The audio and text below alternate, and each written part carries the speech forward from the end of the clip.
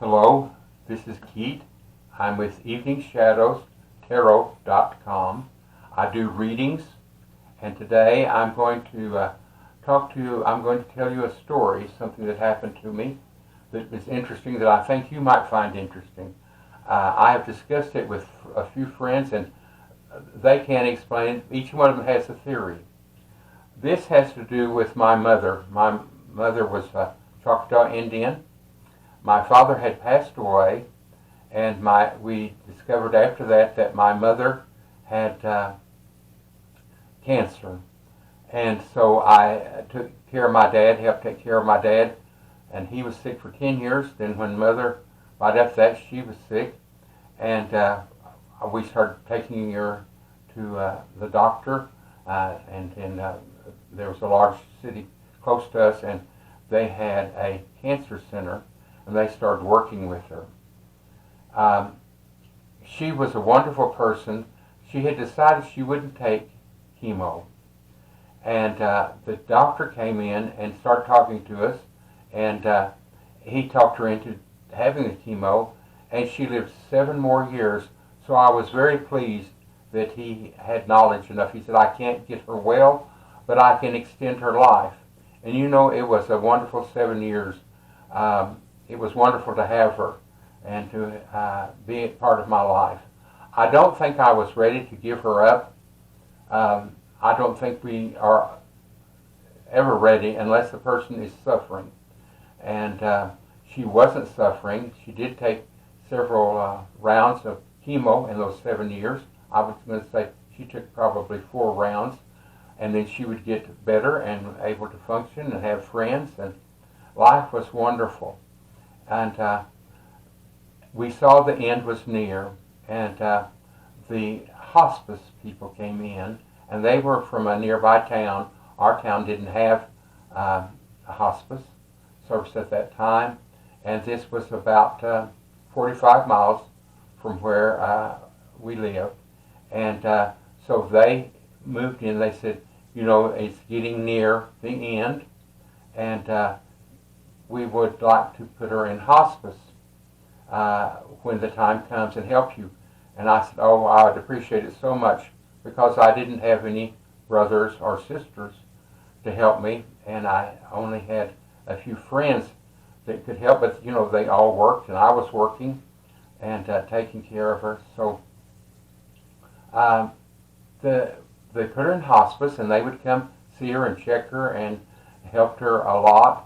And I had to go to the doctor in a nearby town, another town, and a larger city, and I had to go in, and I took my telephone at that time, and I said, Doctor, it's not that I think that I am such a bigwig that I have to have a telephone for business while I'm in here, but I must tell you that my mother has cancer, and I would like to, if they contact me, I have to be able to be contacted. Well, you know, the doctor started to examine me, and the telephone rang, and my heart just stopped, because my friends knew not to phone me. And sure enough, it was hospice. And they said, Keith, what we're going to do is take your mother into hospice. And I said, I'm at the doctor's office, and when I get through here, I will meet you in that town. And they said, well, that would be great. And so they loaded her up and took her, and then when I finished the doctor, I immediately left the larger area, larger city, and went to this small town, and where the hospice was. And she was in good spirits. She knew this end was coming, and so the first day that I visited with them, he said, I would like to talk to you before you leave. And I would go back at night, back to my other town, because I had a business to run. I had to open the doors, so I had to open up and run it each day. So I could stay with her that day, and then each evening after I got off work, well, I would go and stay until we left. He said, I want to tell you what to expect. So he said, I don't know if it will be 1, 2, 3 days, 4.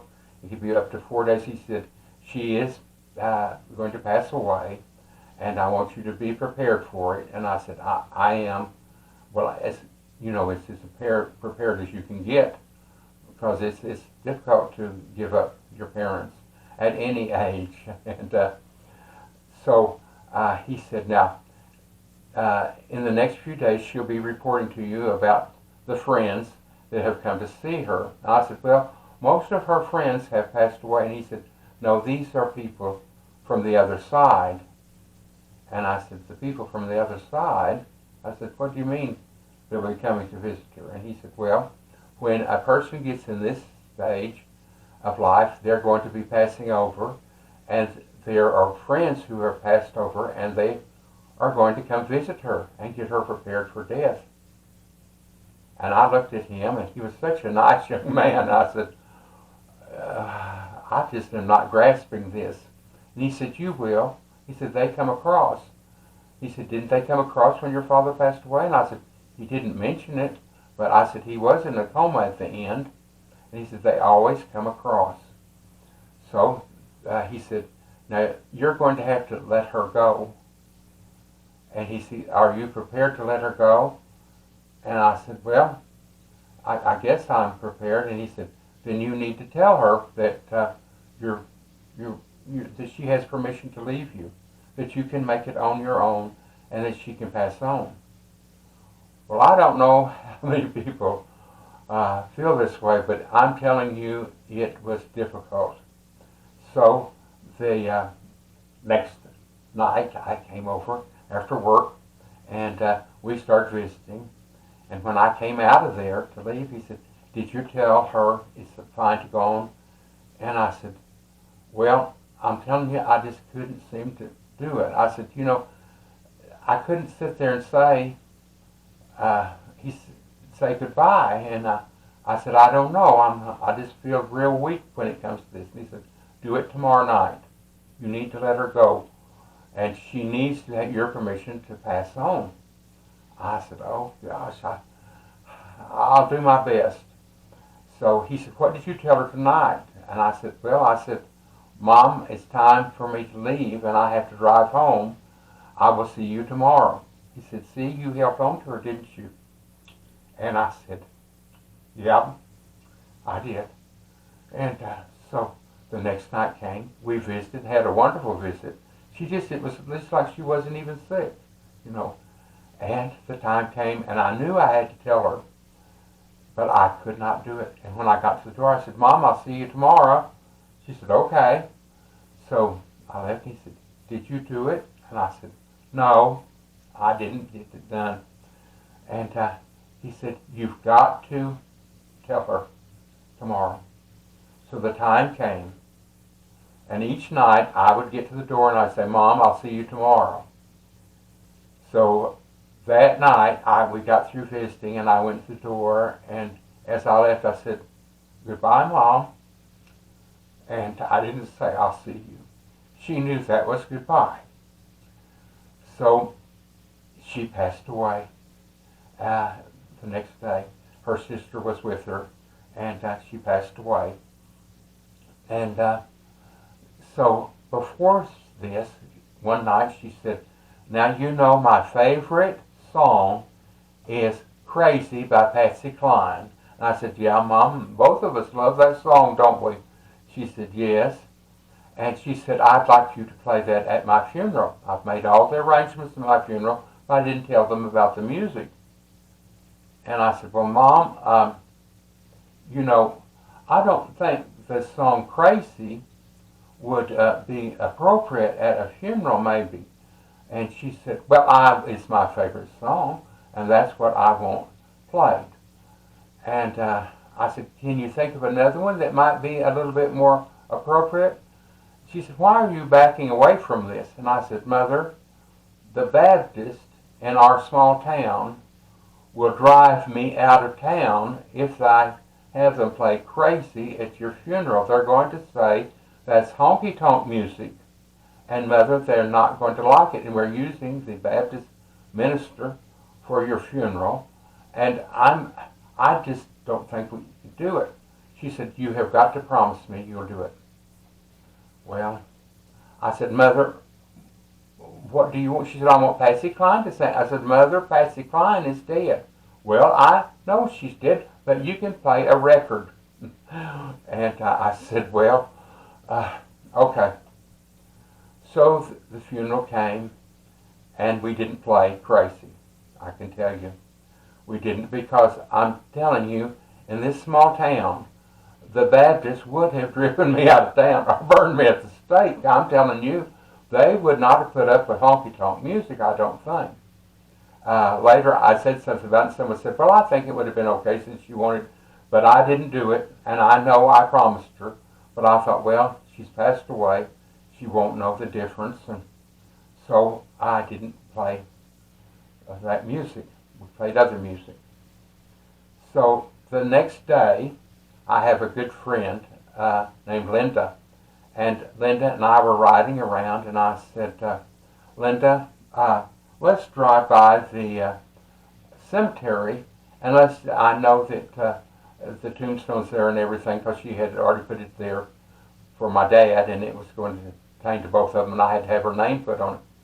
And I said, I know the flowers, so let's just drive by and look at it. So we pulled up to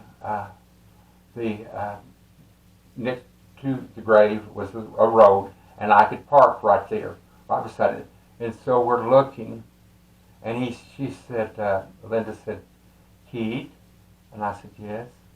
Said, you know, you didn't play Crazy for your mom? And I said, yes, I know. And she said, would you listen to what just came on the radio? And I'm telling you, that was the most interesting thing. It was Crazy. It was a record, I guess, played by the local radio station. And, you know, Patsy was always popular, but she wasn't popular. In other words, they didn't play her song very much. For it to come on at the very moment we pulled up to the grave and start playing, and I just rolled the windows down, and I looked out at the tombstone, and I said, Mom, here's your song. And we listened to the whole song. And then it was time to go, and I looked over and I said, Mom, I'm so glad you got to hear your song. And it was almost like she had her way anyway. I think that's an interesting story. And if you'd like to comment on this, I would love for you to. If you've had something similar happen, I would love for you to comment on it and tell me about it. And I believe that the dead sometimes communicate. Since I'm into tarot cards, I feel like they do communicate. And my mother and my father are both two of my guides, and my grandmother, Sue, is a guide, and I have 3 aunts, and most of them are Choctaw. My dad, of course, is not Choctaw Indian. But I just would like to know what you think, and if you've had a similar experience. I'd like to know if you think that it was just a coincidence, or was it meant to happen? If you'd like to comment, I'd sure like to hear it. Thank you so much for listening, and if you'd like to subscribe, I'd appreciate it, and hit that bell, and give me a thumbs up, and I'd like any comments and replies. Thank you so much for listening.